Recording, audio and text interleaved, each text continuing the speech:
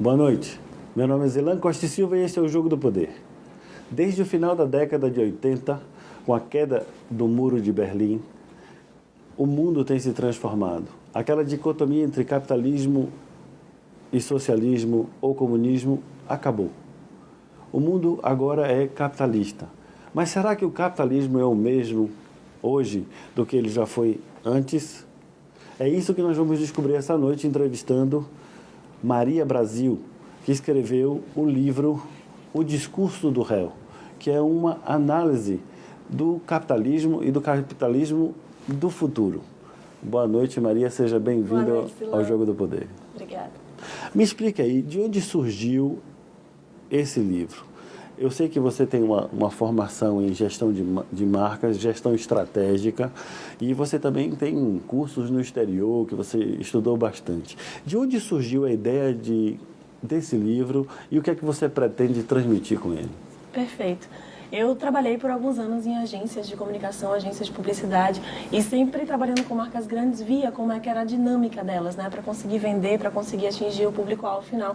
E por alguma razão aquilo me incomodava, até que um dia eu tive contato com o conteúdo do capitalismo consciente pela primeira vez, que é uma corrente de negócios que une, né, os estudos de um indiano chamado Harsh Sisodia com a expertise de mercado de um norte-americano, o John Mackey, que é o CEO do Whole Foods Market, uma das maiores redes varejistas norte-americanas. E juntos eles desenvolveram essa corrente que é o capitalismo consciente. E o que seria esse capitalismo consciente? É uma forma de se fazer negócios em que, a partir de 4 pilares, você consegue ter empresas mais humanizadas, empresas mais conectadas com esse século XXI e que conseguem também ajudar a solucionar problemas e questões sociais. No livro, que é uma ficção, eu tento colocar esse capitalismo consciente no banco dos réus. Por isso que é o discurso do réu. E aí, através de um julgamento lúdico e fictício, em que a gente tem Karl Marx como promotor de justiça, a gente tem John Nash como o advogado de defesa e Platão é o juiz, a gente começa a discutir sobre várias óticas desse sistema. E a intenção do livro não é impor nada, nem de maneira nenhuma querer trazer algo como certo ou errado, mas sim estimular uma reflexão na sociedade, porque eu acredito que as pessoas precisam pensar um pouco mais sobre isso. É engraçado que você traz como promotor, ou seja, como acusador, Karl Marx, que ele é um dos grandes pensadores do comunismo, o que foi utilizado. Na realidade, ele é um pensador da economia, ele trata um pouco da economia do próprio capitalismo. No livro Capital, ele entende a questão da exploração da mão de obra, a apropriação das horas extras trabalhadas, que ele chamou de mais-valia. Tudo isso é muito interessante. Mas você coloca Platão como juiz e John Nash, que na realidade é a teoria dos jogos, uma teoria interessante na aplicação dessa teoria. Por que você escolheu esses personagens para analisar o capitalismo? Perfeito. Quando a gente fala de capitalismo consciente, a gente tem hoje realmente muitas opiniões, né? Existem opiniões contrárias, normalmente mais conectadas à visão de Karl Marx, então ele caiu como uma luva para ser aí o promotor de justiça, então trazer várias questões em que ele tenta desmascarar esse capitalismo consciente, como se ele fosse apenas mais uma própria estratégia do capitalismo se reinventando. O Platão foi escolhido para ser o juiz porque ele, como um grande pensador, filósofo, uma referência para todos nós, ele está ali naquele meio termo, ele não se posicionou com relação a isso, então ele consegue ter uma visão um pouco mais sóbria sobre o assunto. E o John Nash, que com a teoria dos jogos, que é muito interessante, se aplica e foi também ganhador do Prêmio Nobel de Economia. Então ele consegue trazer uma visão mais otimista, digamos assim, para o tema, sem se apropriar especificamente do capitalismo, ou ter se apropriado durante sua jornada. É claro que você traz pensamentos estrangeiros, que são pensados hoje no que a gente pode chamar de na ponta do capitalismo internacional, mas nós vivemos no Brasil. Perfeito. O Brasil, às vezes, me parece que tem o capitalismo um pouco selvagem, onde esse negócio de capitalismo consciente, não sei se é, digamos assim, a corrente de pensamento do empresariado atual. O que é que você me diria em relação a isso? Então, como todas as coisas e tendências que acontecem no mundo, o Brasil realmente ele sempre acontece depois. A gente sabe disso e é por isso que eu olho muito para fora para poder trazer essas referências para cá. Então, É natural que o Brasil ainda não esteja na vanguarda disso tudo, mas eu acredito fortemente que daqui para frente isso vai começar a acontecer. A gente já tem hoje no Brasil uma influência relevante do sistema B, que é um sistema chamado Be the Change, que chancela as empresas que têm algum tipo de iniciativa social positiva. A gente vê um crescimento dessas marcas grandes que abordam questões sociais cada vez mais, se utilizam suas campanhas publicitárias para tratar disso. E eu acredito que é um caminho em que a gente vai dar passos de formiguinha, mas é que a gente precisa começar, antes de mais nada, a se conscientizar e a entender do que se trata para que a gente possa começar a ter cada vez mais empreendedores, empresários que se adaptem e se adequem a esse tipo de negócio. E você encontra hoje na nossa realidade brasileira exemplos disso muito claros? Sim, com certeza. A gente tem algumas empresas brasileiras, claro que ainda são poucas e pontuais, mas que já seguem os preceitos do capitalismo consciente e de outras correntes também. Então hoje a gente tem uma profusão muito grande de startups que nascem para ter impacto social, os negócios sociais, inclusive já existem várias premiações com relação a isso, né? A gente vê o Banco Challenge, por exemplo, outras Challenge Cup, que são competições de startups brasileiras, inclusive aqui em Salvador tem também, eu já fui mentora de uma delas agora, em outubro. A gente vê muitas empresas chanceladas pelo Sistema B e, além disso, a gente vê também empresas que seguem os preceitos do capitalismo consciente em si. E aí eu posso trazer, por exemplo, a empresa de alimentos Mãe Terra, a empresa de moda Eusaria, que é até daqui de Salvador também, moda consciente, entre outras, que estão aí se adaptando para poder abraçar esse novo modelo que vai emergir de maneira mais forte nos próximos anos. Eu queria saber quais são esses pilares, mas isso a gente vai deixar para o próximo bloco e o nosso telespectador vai aguardar o próximo bloco para saber quais são os pilares do capitalismo consciente. Voltamos já já, depois dessas mensagens comerciais. Até já. Estamos de volta aqui no Jogo do Poder falando sobre capitalismo consciente. Nós estamos conversando com a autora do livro Discurso do Réu, Maria Brasil. Maria, no final do bloco passado, você ia dizer quais são os pilares do capitalismo consciente. Eu quero saber agora quais são. Perfeito. O capitalismo consciente ele tem 4 principais pilares. O primeiro deles é o propósito maior. O propósito maior é a razão pela qual o negócio existe, ou até uma pessoa também existe, né? Então, essa razão que vai além do lucro. Qual é o valor compartilhado que você quer gerar, que essa empresa quer gerar na vida do seu público, do seu cliente? O segundo pilar é a liderança consciente. Então, uma vez tendo clarificado esse propósito, é muito importante que os líderes, né, que o corpo diretivo, que as cabeças pensantes daquele negócio, possam estar ali todos os dias reverberando isso para o restante da organização, de uma maneira muito ativa.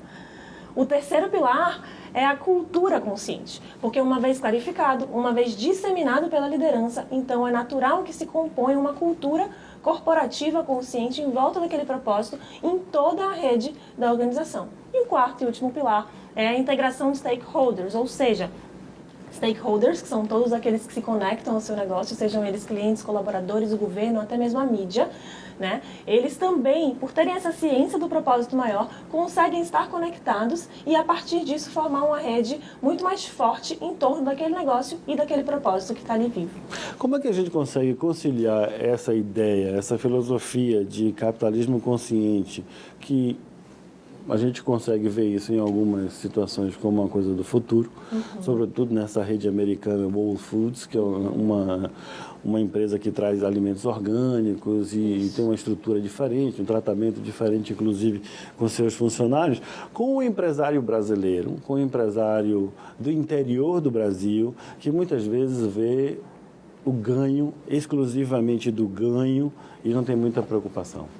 Perfeito, como eu falei, né? Isso é uma corrente que vem muito de fora e aos poucos a gente vai começar a incorporar ela aqui dentro. É lógico que alguns empresários que ainda têm essa visão um pouco mais antiga acerca dos negócios vão demorar mais a se conectar.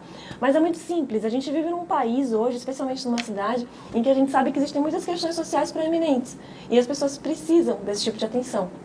E quando você tem um negócio e você consegue ajudar a solucionar esse tipo de questão ou de alguma forma amenizar aquilo, a sociedade enxerga. E aí é que está o grande ponto da virada.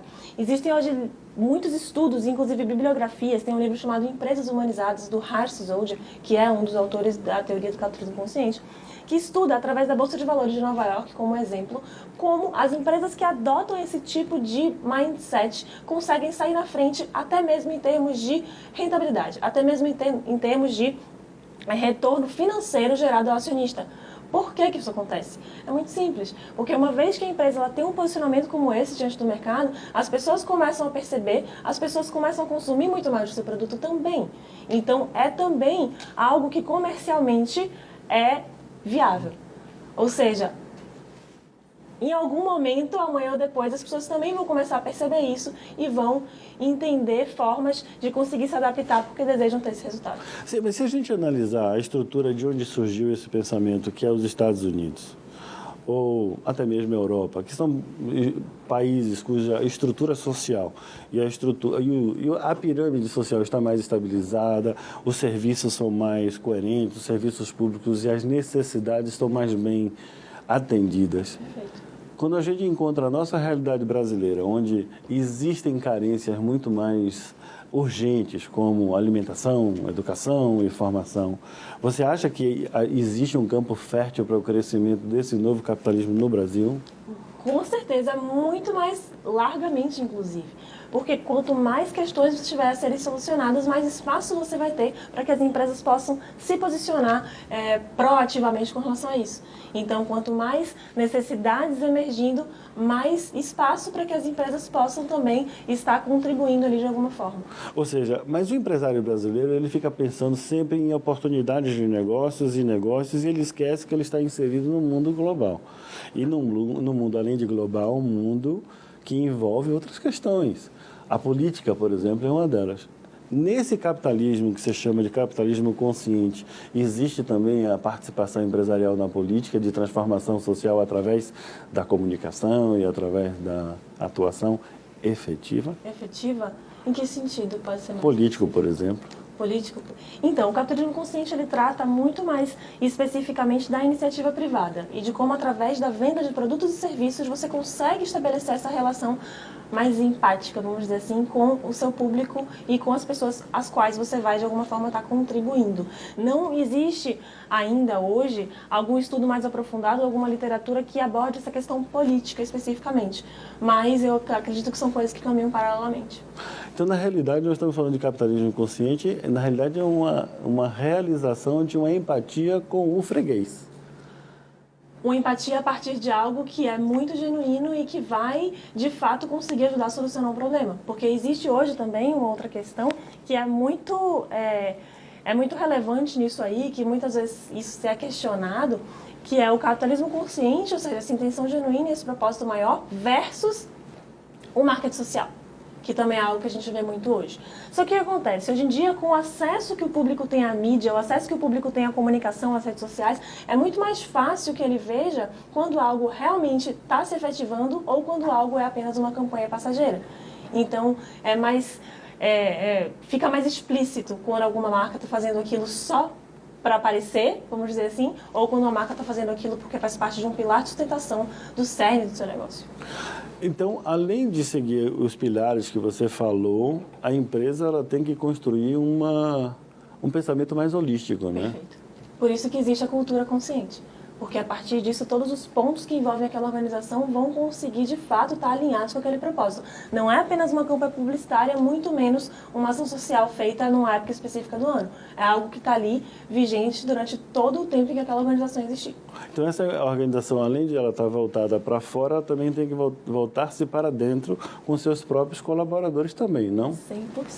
Perfeito. Uma organização consciente, ela tem esse alinhamento dos colaboradores muito bem feito. Então, desde ela prezar pela qualidade de vida de quem está trabalhando ali dentro, ela prezar pela satisfação, pela felicidade no trabalho, que é um tema também hoje em dia cada vez mais relevante, né? Então, isso tudo tem que estar muito coeso para que ela consiga ter colaboradores cada vez mais satisfeitos, cada vez mais produtivos, que vão dar sustentação aí a esse propósito. Isso fica um pouco estranho, porque na realidade nós temos o empresariado brasileiro que fomentou, por exemplo, a reforma trabalhista. Como é que a gente, que é, digamos assim, segundo a opinião de alguns críticos, traz um pacote de maldade muito grande? Como é que uma empresa que desenvolve esse capitalismo consciente consegue se adaptar com essas legislações, trazendo um monte de maldades, se elas maldades efetivamente existirem? Perfeito. O termo consciente, ele vem de você ter ciência do seu papel e do todo. E quando uma organização ela opta por esse tipo de negócio, ela vai tentar entender o que vai ser melhor para aquele colaborador dela ali dentro. Então, o que acontece hoje? Um empresário normal, talvez um empresário que tenha um pouco essa visão, ele só vai dar para o seu colaborador aquilo que foi estritamente solicitado pela lei, para que ele não incorra em questões trabalhistas ou para que ele não incorra em outros problemas de outra ordem, ok? Ok, não, mas eu aceito. A empresa consciente, ela tem uma outra postura. Ela tem uma postura de que ela vai fazer o que for melhor para aquela pessoa que está ali dentro estar satisfeita, estar bem colocada, estar feliz e bem produtiva. Então, assim, apesar da reforma trabalhista ser um tema muito novo e também ainda não está a gente não tem ainda essa prática muito forte com relação às empresas conscientes para entender como é que isso tudo vai se costurar, mas eu acredito que a empresa que já é consciente, que já tem essa postura com relação ao seu colaborador, ela não precisa mudar muita coisa se já estiver funcionando bem ali dentro. E você acha que isso é uma coisa mais voltada para grandes empresas ou também as pequenas e médias empresas podem implantar? Perfeito, ótima pergunta também. Normalmente, quando eu dou as palestras, as aulas, as pessoas sempre me dizem assim, mas isso é muito fácil para as empresas grandes, porque elas têm verba, elas podem chegar e implementar algum tipo de corrente como essa, que vai ser muito tranquilo, vai ser muito simples. E aí eu digo, vou e volto, não é bem assim que funciona. Se por um lado as empresas grandes, elas têm sim esse capital para poder investir melhor no funcionário, na qualidade de vida, na comunicação e levar isso mais à frente. Por outro lado, as empresas grandes também, para darem movimentos, acontece de maneira muito lenta. Então, uma empresa pequena, uma empresa que está nascendo, uma pequena, média empresa, ela consegue fazer isso de uma maneira muito mais ágil. O pequeno empreendedor, ele consegue levar isso de uma maneira muito mais genuína e forte dentro dele, ele consegue passar isso para a sua rede, já que é uma rede infinitamente menor, também de uma maneira muito mais fácil e fluida, e ele consegue colocar isso em prática de maneira mais tranquila. E justamente esse colocar em prática é que eu quero conversar com você depois das nossas mensagens comerciais. Perfeito. Voltaremos já aqui no Jogo do Poder, falando sobre capitalismo consciente. Um minutinho.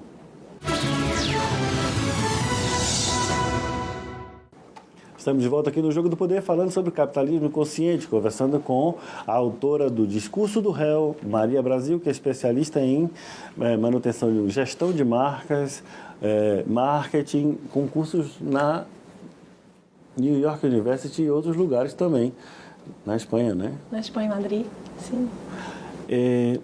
No bloco passado, a gente falou um pouco da implantação em pequenas empresas.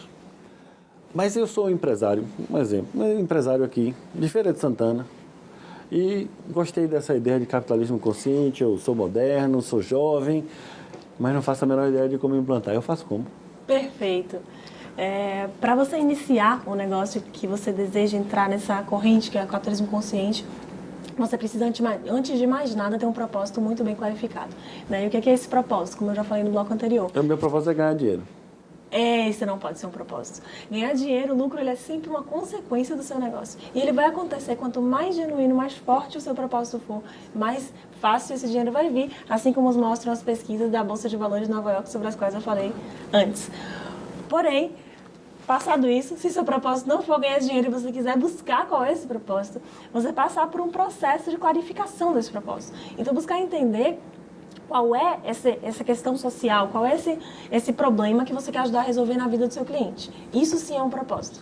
E uma vez tendo clarificado esse propósito, você conseguir colocar isso em prática através da venda dos seus produtos ou serviços. Mas você acha que, por exemplo, o Brasil ele chegou a um processo de desemprego muito grande, muita gente pegou suas rescisões, suas economias e está tentando aventurar no mundo dos negócios. Você acha que essa pessoa, ela pensou bem no negócio que ela fez, ela pensou mesmo em satisfazer uma necessidade existente aí, ou ela acha que está fazendo um bom negócio e a maioria delas vai, infelizmente, segundo as estatísticas, chegar ao fracasso? Você está se referindo a quais empresas? Essas empresas novas que estão chegando. As novas startups? Então, existe uma grande profusão de startups nascendo aí, dentro ou fora desse mindset consciente. E, assim, eu acredito que vai acontecer de tudo, né? A gente vai ver algumas realmente ascenderem bastante, se elas conseguirem principalmente colocar em prática alguns aspectos dessa nova economia do século XXI, especialmente o contato com o consumidor nos meios digitais, porque hoje é algo imprescindível, condição sine qua non para qualquer empresa se sustentar né? E a gente vai ver também, infelizmente e invariavelmente, algumas delas não sustentarem tanto, porque a gente sabe que gestão é algo que é fundamental para qualquer empresa e não é algo fácil, apesar de existirem tantos cursos e formas de você se conectar a esse tipo de conteúdo, mas não é algo tão simples e nem todo mundo tem o perfil empreendedor, que também é uma outra questão, é um mindset. Eu acredito muito fortemente que nem todo empreendedor realmente precisa ter uma empresa. Existe o intraempreendedorismo, então aqueles que empreendem dentro dos seus cargos, né, dentro das empresas. E nem todo mundo que tem uma empresa tem um mindset de fato empreendedor. Então, isso tudo precisa estar muito bem alinhado e ajustado para que a empresa consiga deslanchar. Mas você acredita mesmo que esse propósito, essa filosofia do capitalismo consciente, ele será uma chave para o sucesso? Eu acredito que sim, porque quando você consegue se conectar com isso, quando você consegue de fato buscar entender empaticamente quem é esse público que você vai atingir para vender o seu produto ou vender o seu serviço, você consegue entender ele muito melhor, muito mais profundamente, e você consegue encontrar a solução perfeita que ele precisa. Muito mais do que quando você fica fechado a uma ideia de produzir algo que vai te dar dinheiro e aquilo ali às vezes incorre no que a gente chama da miopia de marketing, né? Quantas vezes a gente acha que a gente tem que oferecer algo quando na verdade o que as pessoas querem é outra coisa. Então, quando você entende esse público de uma maneira mais profunda, e é o que eu falo bastante, é você sair daquele recorte demográfico de construção de público, então aquele tradicional que a administração fala, do público AB, 18 a 30, né, na região de Salvador, Bahia, e você passar a entender de fato quais são os anseios, o que aquele público realmente precisa. E quando você faz isso, as soluções que você vai encontrar para ele claramente vão ser muito melhores. Na sua prática profissional do dia a dia, você já está ajudando muita gente a encontrar esses valores. Como é que funciona a sua prática hoje? Perfeito. Eu trabalho com consultoria, né? Então eu tenho empresas de consultoria em que eu atendo empresas, tanto as pequenas, que estão nascendo, os pequenos empreendedores, até mesmo empresas de grande porte, a encontrarem esse propósito maior e clarificarem esse propósito maior. E a partir disso a gente consegue ter um nível de engajamento de colaboradores, né, que é o que a gente chama dos trabalhos de people, trabalho de team building, muito forte, especialmente nas grandes empresas. E a gente consegue também ter nas pequenas empresas um trabalho de construção de plataforma estratégica muito forte também, que vem a partir desse propósito maior. E você hoje, eu não sei se você pode relatar algum case de sucesso disso aqui na Bahia, em Salvador ou próximo? De pequenas empresas que estão começando a implantar isso? Que estão começando a implantar. Um case que eu gosto de trazer bastante é o case da Eusaria, né? Que não sei se você conhece, é uma marca de moda que nasceu em 2015 e que... Como é o nome? Eusaria. Eusaria. Com Z, exatamente. Uhum. É uma marca de moda que nasceu em 2015 a partir dos conceitos do capitalismo consciente, né, com o propósito de gerar pertencimento entre as pessoas. Então, o que eles faziam? A cada camisa que era vendida, uma t-shirt com uma frase bacana, outra camisa era entregue a uma pessoa em situação de vulnerabilidade social na rua. E a partir disso também foi se criando uma rede, não só dos clientes que iam para a rua, para poder viver esse momento lá com as pessoas, então tocar violão, comer junto, enfim, como também das outras marcas que se agregavam. Então, a gente teve muitos restaurantes, por exemplo, e tem até hoje, que montam a comida para poder ser entregue na rua pelas pessoas à noite, enfim. E aí, no ano passado, acredito, este ano, mais recentemente, a Eusaria transformou a sua maneira de impactar a sociedade e, ao invés da camisa que era entregue na rua, esse mesmo valor é feito junto com um instituto, que é o Instituto Aliança, para que ela tenha, uma criança, um jovem, tenha um dia de aula. Então, parte do lanche, da farda, do transporte daquele jovem é pago através da venda da camisa que acontece nas lojas. Ou seja, na realidade, a integração da empresa na sociedade de uma forma consciente para transformar a sociedade para que a gente possa viver um mundo melhor. Esperamos que sim. E quais são as suas recomendações para o pequeno empresário que está nos assistindo lá, nosso telespectador? Perfeito. O que é que ele deve fazer? Eu estou pensando num negócio assim, eu vou lhe procurar, eu procuro quem, eu estudo o quê, leio o quê? Eu sei que ler o seu livro é importante. Sim, perfeito. Em primeiro lugar, leia o meu livro. E sim, pode também me procurar, eu trabalho com isso, atendo essas pessoas. Mas antes de fazer isso tudo, eu preciso que essa pessoa se pergunte e se faça uma pergunta. Lá na minha empresa, que é a Casulo, a gente tem uma pergunta-chave, né? Que é uma pergunta retórica que a gente faz a todo empreendedor que se conecta com a gente, que é: o que o mundo perderia se o seu negócio deixasse de existir? Se de repente ele deixasse de existir? quantos empregos iam ser perdidos, quantas pessoas iam estar desassistidas. E quando você se fizer essa pergunta, e se por acaso sua resposta for nada, então é hora de você repensar muita coisa. Porque se o seu negócio existe apenas para gerar remuneração financeira para você enquanto sócio e não tem nenhum outro impacto na sociedade, eu acredito fortemente que a trajetória dele aí para os próximos anos não vai ser das melhores. O que eu acho interessante é que me veio à mente quando você estava me contando essa parte, que essa pergunta, eu gostei muito dessa pergunta. Eu acho que é uma pergunta que todos nós temos que fazer, não só quando fazemos negócio, mas nos perguntarmos da nonossa própria vida. Perfeitamente. O que o mundo perderia se a gente não estivesse mais aqui? No direito ambiental, na questão ambiental, você sempre tem um que é chamado de pegada. Ou seja, qual é o rastro que a gente deixa na nossa passagem na Terra? O conceito é o mesmo. Ou seja, qual é o rastro que a empresa deixa na Terra? É isso? Sim, e essa palavra pegada que a gente ressignifica e chama de legado. Então, qual é o legado que a sua empresa deixa na Terra, caso ela deixe de existir ou caso ela persista por mais 100 anos aí no mercado? O que ela vai ter feito pelas pessoas, de bom e de ruim, nesse meio tempo? Cabe reflexão. Cabe muita reflexão. Cabe bastante. Nós estamos chegando ao final da nossa entrevista. Eu queria que você deixasse para o nosso telespectador, o nosso o empresário que está escutando a gente, as suas últimas palavras e mensagem. Perfeito. Então, a você que é empreendedor, que deseja empreender, que é empresário, já está no mercado há algum tempo, eu sugiro que você faça essa pergunta para si mesmo. O que o mundo perde se o seu negócio deixasse de existir? E reflita sobre isso, pense também sobre a sua vida pessoal, né? O que o mundo perde se você não aqui mais estivesse em algum tempo, o que você deixou, qual é o seu legado, porque com certeza quando a gente começa a refletir sobre isso, é o primeiro passo para a gente conseguir de fato encontrar o nosso propósito maior. Maria Brasil, muito obrigado pela sua presença aqui conosco, autora do Discurso do Réu. Não vou lhe perguntar como termina o livro, porque não vai ter spoiler no programa. Perfeito. Muito obrigado pela sua presença. Muito obrigada. Este é o Jogo do Poder. Meu nome é Zelan Costa e Silva. Na próxima semana, mais um assunto de seu interesse. Até lá.